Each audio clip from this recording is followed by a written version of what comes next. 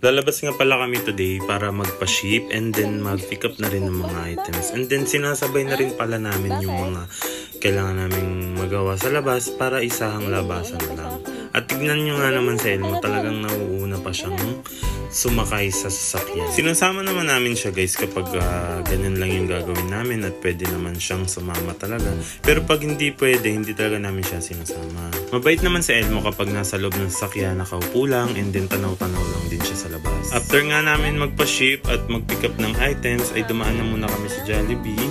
At hindi pa kami kumakain ng lunch, kaya late lunch na kami. So nag-take out na lang kami since kasama namin si Elmo. So dahil gutom na nga kami, iniisip namin kung saan ba kami pwedeng huminto para kumain.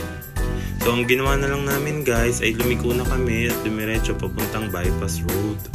And nagtitingin kami dito kung saan pwedeng kumain, kaya lang katirikan ng araw. Ang pangit naman kumain guys kung nakatirik sa araw yung sasakyan. Naghanap kami ng malililiman. Kaya lang sa pag-ikot-ikot namin, nakalimutan namin na kailangan pala namin bumili ng talong at aming itatanim dun sa aming taniman. Road trip na lang din kami dito guys sa may bypass road para maghanap nga ng mga kainan. Ngayon nga lang ulit kami dito nakadaan ulit sa bypass at ganun pa rin naman, maluwag pa rin yung daan, wala naman ding pinagbago. Bago nga pala kami bumili ng talong, so andito na nga kami sa may MG Agri Supply. So nag-stop na lang kami dito sa may bandang likod para dito na lang din kami kumain since malilim naman sa part na to.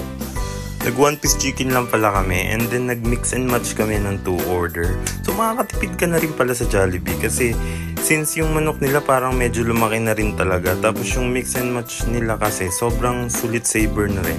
So marami ka pang pagpipilian. So meron din sila guys yung meron na rin pala sila yung coffee, ice cold coffee. Tapos pwede mo yun i-match sa burger or spaghetti. So si Bebe ang ginawa niya is yung peach mango pie and then yung burger. Ako naman yung spaghetti tapos yung ice coffee.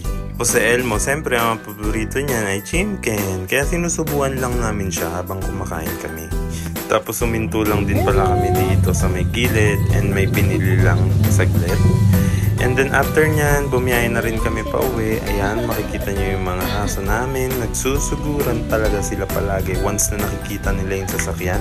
And then ang ganda ng view dito, sobrang greenery. Ang daming puno, puro palayan lang yung makikita nyo. Sobrang payapa. And ang cloudy rin nung panahon. Yun lang guys, thank you for watching. Follow for more.